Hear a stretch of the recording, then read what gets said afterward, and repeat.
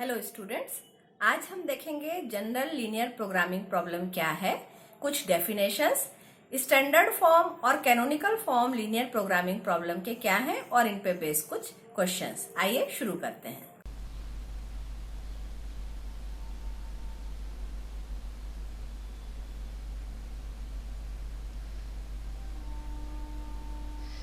General linear programming problem. We know that if the number of variables in a linear programming problem is 2, we can easily solve it by graphical method. Now we consider the linear programming problem in general context. The general linear programming problem: let z be a linear function on r to the power n defined by z equal to c1 x1 plus c2 x2 plus and so on plus cn xn, where cj's are constant. This function z is to be minimized or maximized is called the objective function of the general linear programming problem. Let aij be a n cross m matrix and b1, b2 and so on bm be a set of constants such that a11 x1 plus a12 x2 plus and so on a1n xn greater equal or less than equal or equal to b1, a21 x1 plus a22 x2 plus and so on a2n xn greater equal or less equal or equal to b2 and so on am1 x1 plus am2 x2 plus and so on amn xn greater equal to or less than equal to or equal to bm. These inequalities are called the constants of the general linear programming problem. And xj is greater equal to 0 for j equal to 1 to n. It is known as set of non-negative restrictions of general linear programming problem. तो हमने देखा था पिछले lecture में कि जब हमको दो वेरिएबल में लीनियर प्रोग्रामिंग प्रॉब्लम दिया होता है तो उस समय हम उसको ग्राफिकल मेथड से बहुत इजीली सॉल्व कर पाते हैं। आज हम देख रहे हैं general linear programming problem. Means आपको यहाँ पे mn मैट्रिक्स जो दिया है mn ऑर्डर का, m क्रॉस n ऑर्डर का मैट्रिक्स है, आपके पास m कॉन्स्टेंट्स हैं, n वेरिएबल्स हैं, तो उनको हम उसमें जो ऑब्जेक्टिव फंक्शन है वहाँ वो आपका हो जाएगा z equal to c1 x1 plus c2 x2 plus and so on cn xn। n variables हैं हमारे पास। यहाँ पे सारे cj's j equal to 1 to n के लिए वो हैं आपके कांस्टेंट। ये होगा हमारा z इक्वल टू, तो हमको यही ऑब्जेक्टिव फंक्शन दिया है और इसको हमको ऑप्टिमाइज करना है। Means we have to maximize z और we have to minimize z। aij अगर m क्रॉस n मैट्रिक्स है, b1 b2 bm कॉन्स्टेंट्स हैं, तो ये सारे हमारे हो जाएंगे b1 b2 bm कांस्टेंट है, तो ये सारे हमारे हो जाएंगे constants of general linear programming problem. और साथ ही साथ जैसे हमने लीनियर प्रोग्रामिंग प्रॉब्लम में वेरिएबल्स को नॉन निगेटिविटी बताया है, वैसे ही यहाँ पे सभी एक्स जे आपके ग्रेटर इक्वल टू 0 होंगे for j equal to 1 to n। तो ये हमारा फॉर्म है जनरल लीनियर प्रोग्रामिंग प्रॉब्लम का। आइए अब देखते हैं कुछ डेफिनेशंस। सबसे पहले कि जनरल लीनियर प्रोग्रामिंग प्रॉब्लम के लिए सॉल्यूशन, अगर हम बोलते हैं उसका सॉल्यूशन निकाल रहे हैं प्रॉब्लम का, तो इसका क्या मीनिंग है। तो solution is defined as a n tuple x1 x2 xn of real numbers which satisfies the constraints of the general linear programming problem is called a solution to general linear programming problem। तो हमारे पास क्योंकि n variables हैं, तो n variable का अगर हमको एक n tuple real number का मिलता है जो कि कंस्टेंट्स को सेटिस्फाई करता है जनरल लीनियर प्रोग्रामिंग प्रॉब्लम के, तो वो कहलाएगा एक solution general linear programming problem का। Next one is feasible solution. If any solution to general linear programming problem also satisfy the non-negativity restriction of the problem, then the solution is called feasible solution to the general linear programming problem. तो हमने जो solution के लिए define किया n tuple हमको real numbers का मिलता है जो कि कंस्टेंट को सेटिस्फाई करता है। अगर यही सॉल्यूशन नॉन निगेटिव रिस्ट्रिक्शन को भी सेटिस्फाई करे तो ये कहलाता है जनरल लीनियर प्रोग्रामिंग प्रॉब्लम का feasible solution. Next definition is optimum solution. Means any feasible solution which optimize the objective function is called optimum solution. ऐसा फिजिबल सॉल्यूशन मीन्स वो सॉल्यूशन होना चाहिए दैट इज कि वो कंस्टेंट्स को satisfy करना चाहिए। दूसरा फिजिबल होना चाहिए मीन्स नॉन निगेटिविटी, रिस्ट्रिक्शंस को सेटिस्फाई करना चाहिए, और वो अगर फंक्शन को ऑप्टिमाइज करता है, ऑप्टिमाइज मीन्स आइदर मैक्सिमाइज और मिनिमाइज, तो कहलाएगा ऑप्टिमम सॉल्यूशन। आइए अब देखते हैं जनरल लीनियर प्रोग्रामिंग प्रॉब्लम का mathematical formulation. Find a n tuple x1, x2 and so on xn of real numbers such that ai1 x1 plus ai2 x2 plus and so on ain xn greater equal to bi for i equal to 1 to m and xj greater equal to 0 for j equal to 1 to n, and the objective function optimize z equal to c1 x1 plus c2 x2 plus cn xn where cj's are constant। ये होगा आपका mathematical formulation.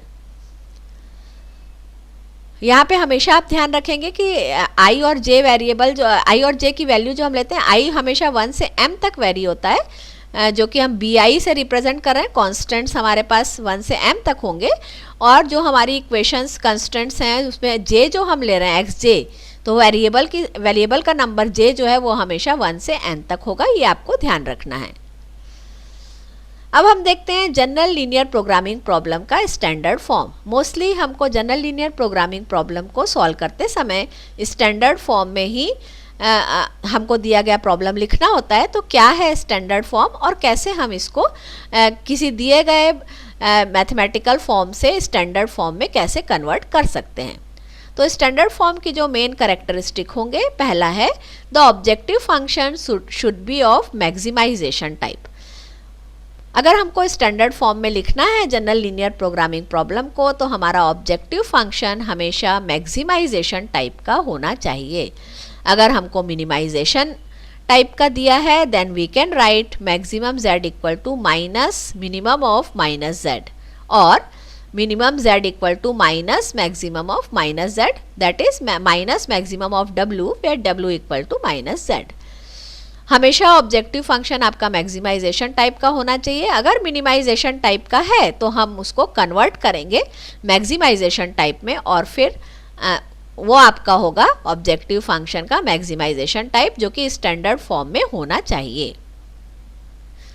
Second है all the constants जो हमारे बीजे रहते हैं j equal to 1 to m, जैसा मैंने बताया आपको ध्यान रखना है, मस्ट बी पॉजिटिव। तो स्टैंडर्ड फॉर्म में कॉन्स्टेंट्स हमेशा आपके पॉजिटिव ही होने चाहिए। If there is negative constant then we multiply the given constants by -1 on both side.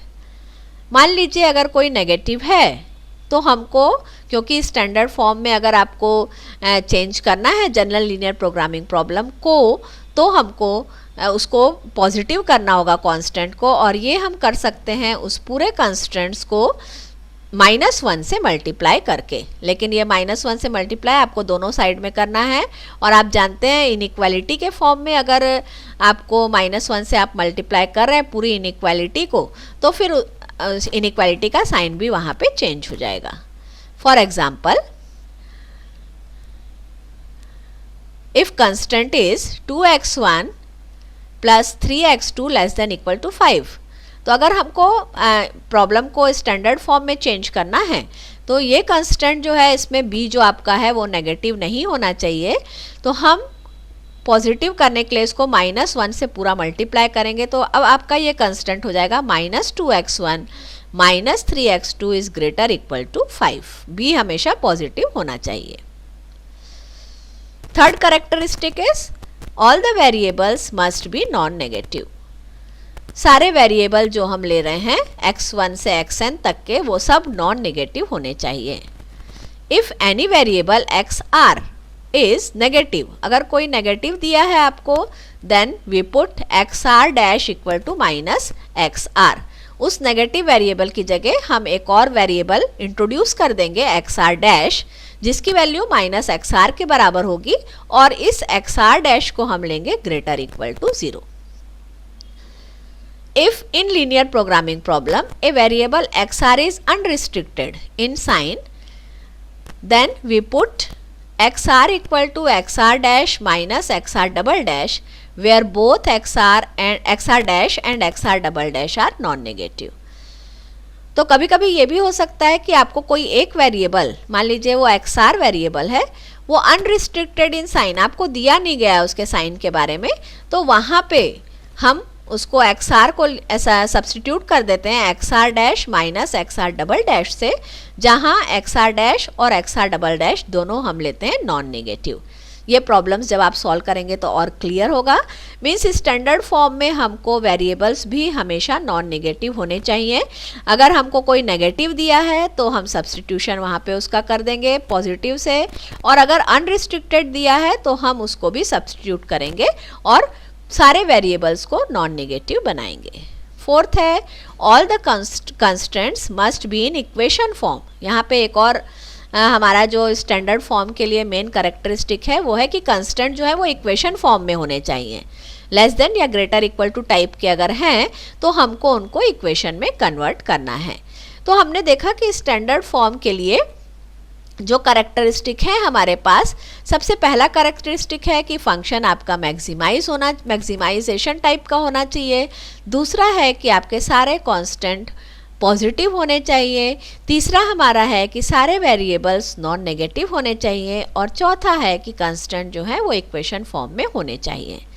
अब इन इक्वेशन फॉर्म में अगर नहीं है कंस्टेंट इक्वेशन फॉर्म में नहीं दिए हैं हमको, मान लीजिए लेस देन इक्वल टू है और ग्रेटर इक्वल टू है, तो उसको भी हमको इक्वेशन फॉर्म में लाना है, और इसी के लिए हम यूज़ करते हैं slack variable and surplus variable. आइए देखते हैं क्या होता है। If a constant inequality is of type less than equal to, then we add the new variable sj to it to convert the inequality into equation. This new variable sj is called slack variable. जब भी less than equal to type का constant रहेगा तो हम वहाँ पे एक variable add करते हैं इसको इक्वेशन में बदलने के लिए, और यही वेरिएबल स्लैक वेरिएबल कहलाता है। जैसे ये एग्जाम्पल देखिए, a11, यहाँ पे a11 है, ये a11 x1 plus and so on a1n xn less than equal to b1 अगर है तो इसको जब हम चेंज करेंगे तो प्लस हमने किया लेफ्ट साइड में s1 इक्वल टू b1। ये a11 दोनों इसमें दिया हुआ है, ये गलती से a1 हो गया है। Now if the constant is of greater equal to type, अगर कंस्टेंट आपका ग्रेटर इक्वल टू टाइप का है तो हमको सब्ट्रैक्ट करना होगा वेरिएबल को, और इसको हम बोलेंगे surplus variable. So if the constant is of greater equal to type we then we subtract the new variable sj to it and convert the inequality into equation. This new variable sj is called surplus variable. That is minus हमने किया, ये हो गया आपका surplus variable. और slack और surplus variables are taken to be non negative, इनको हमेशा हम पॉजिटिव लेते हैं, नॉन नेगेटिव लेते हैं। मीन्स स्लैक और सरप्लस वेरिएबल ऐसे वेरिएबल हैं जिनका यूज़ हम इनइक्वालिटीज़ को इक्वेशन में कन्वर्ट करने में करते हैं। अब हम देखते हैं कैनोनिकल फॉर्म क्या होता है जनरल लीनियर प्रोग्रामिंग प्रॉब्लम के लिए। तो a general linear programming problem is said to be in canonical form if the objective function is of maximization type, all the constants are of less than equal to type, and all the variables are non-negative. तो अगर standard form से आप देखें तो पहली value आपका, पहला जो आपका करेक्टरिस्टिक है वही है कि फंक्शन मैक्सिमाइजेशन टाइप का होना चाहिए। वहाँ हमारे कंस्टेंट थे इक्वेशन टाइप के होने चाहिए स्टैंडर्ड फॉर्म में, लेकिन कैनोनिकल में वो less than equal to type के होने चाहिए। थर्ड भी सेम है आपका, वेरिएबल्स आर नॉन नेगेटिव, और यहाँ पे कांस्टेंट बीस के लिए b1 से bn तक जो हम कांस्टेंट्स लेते हैं उनके लिए यहाँ पे कोई अलग से करेक्टरिस्टिक नहीं है, जबकि वहाँ पे हमारा था कि वो पॉजिटिव होने चाहिए। आइए अब कुछ एग्जाम्पल देखते हैं। Rewrite the following linear programming problem in standard form. Standard form में हमको इसको फिर से लिखना है प्रॉब्लम को। तो प्रॉब्लम जो दिया है वो है maximize z equal to x1 plus 2x2 plus 4x3 subject to the constants 2x1 plus 4x2 plus 10x3 less than equal to 10। 3x1 minus 2x2 minus 8x3 less than equal to minus 4, x1 is less than equal to 0, x2 x3 is greater equal to 0. तो function तो maximisation type में ही है, तो इसको हमको कुछ नहीं करना है. बीज के लिए आप देख रहे हैं सेकंड बी जो है वो -4 वैल्यू है, मीन्स नेगेटिव है. तो हमको सेकंड कंस्टेंट को मीन्स इस वाले कंस्टेंट को आपको -1 से मल्टीप्लाई करना होगा.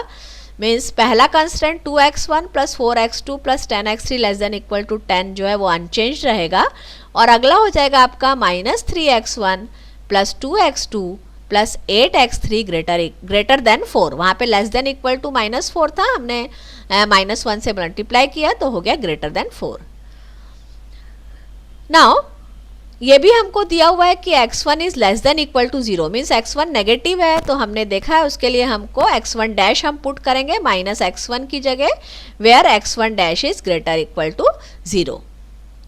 सो we can write the given problem in standard form as maximize z equal to minus x1 dash plus 2x2 plus 4x3 subject to the constants minus 2x1 dash plus 4x2 plus 10x3 less than equal to 10 and 3x1 dash plus 2x2 plus 8x3 greater than 4, x1 dash x2 x3 greater equal to 0.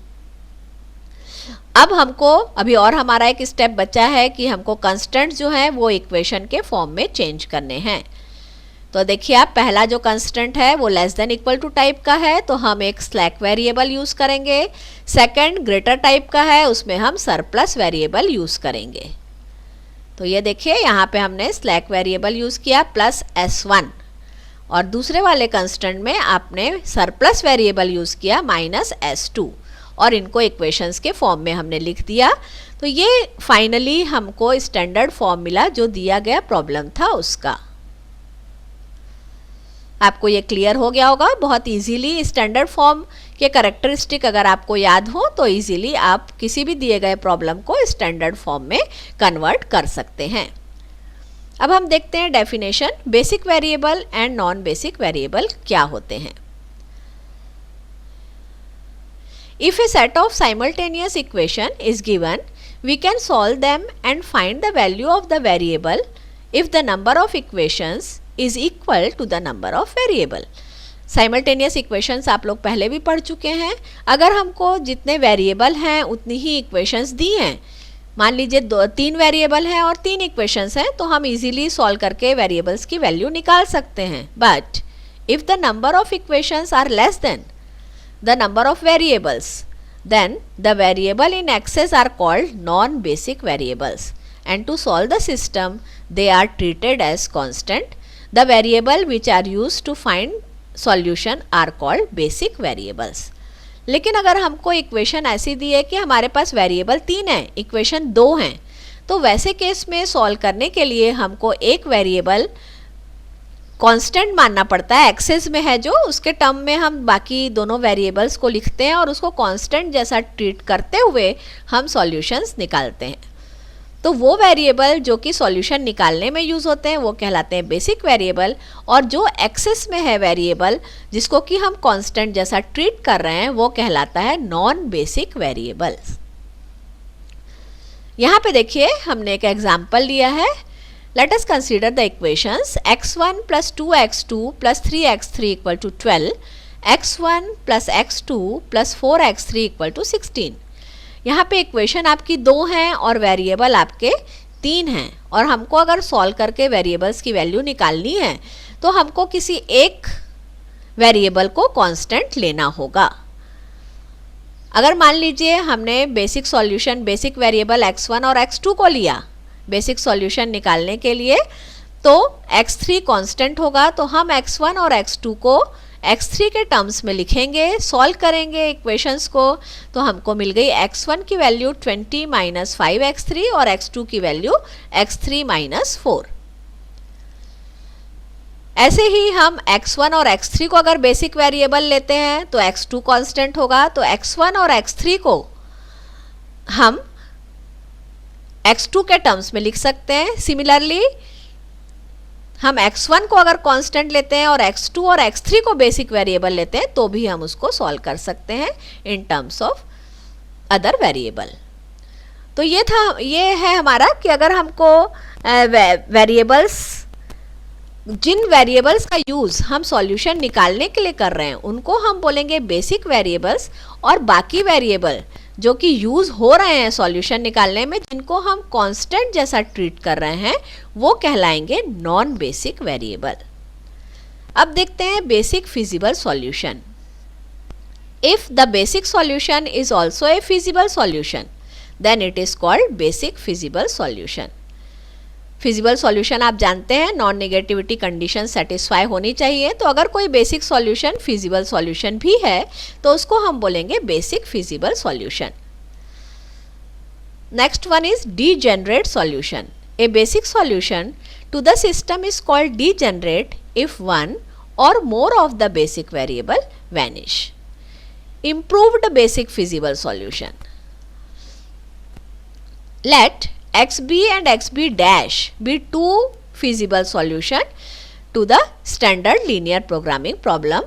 Then xb dash is called improved basic feasible solution as compared to xb if cb dash xb dash is greater equal to cb xb, where cb dash is constituted of cost component corresponding to xb. Means improve basic means एक better solution, जो हमारा पहले basic feasible solution था उसको और improve करना। Optimum basic feasible solution, तो a basic feasible solution XB to the linear programming problem is called an optimum basic feasible solution if z not equal to cb xb is greater equal to z star, where z star is the value of the objective function for any feasible solution. Means जितने भी basic feasible solution हो सकते हैं उसका जो अगर improvement possible हो अगर करना, तो हम जो ऑप्टिमम बेसिक फिजिबल सॉल्यूशन बोलेंगे वो z0 होगा अगर वो ग्रेटर इक्वल टू हो z स्टार से, जहाँ z स्टार जो है किसी भी फिजिबल सॉल्यूशन के लिए ऑब्जेक्टिव फंक्शन, किसी भी फिजिबल के लिए ऑब्जेक्टिव फंक्शन के लिए कोई फिजिबल सॉल्यूशन को रिप्रेजेंट कर रहा है। Means z0 is greater equal to z star, where z star is the value of objective function for any feasible solution.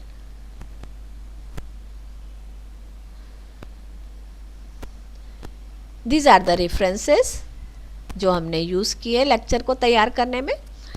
तो आज हमने देखा कि जनरल लीनियर प्रोग्रामिंग प्रॉब्लम क्या है, इसका मैथमेटिकल फॉर्मूलेशन हम कैसे कर सकते हैं, और कुछ डेफिनेशंस हमने देखी जो कि हमको यूज़ होंगी आगे प्रॉब्लम्स को सॉल्व करने में। वेरिएबल्स क्या है, basic variable, non basic variable, feasible solution, basic feasible solution, degenerate solution, ये सारी डेफिनेशंस आपको ध्यान रखनी है। अगले लेक्चर में हम आगे लीनियर प्रोग्रामिंग प्रॉब्लम या जनरल लीनियर प्रोग्रामिंग प्रॉब्लम को सॉल्व करने के मेथड्स शुरू करेंगे। तब तक के लिए इन डेफिनेशंस को ध्यान से पढ़ते रहिए। Thank you.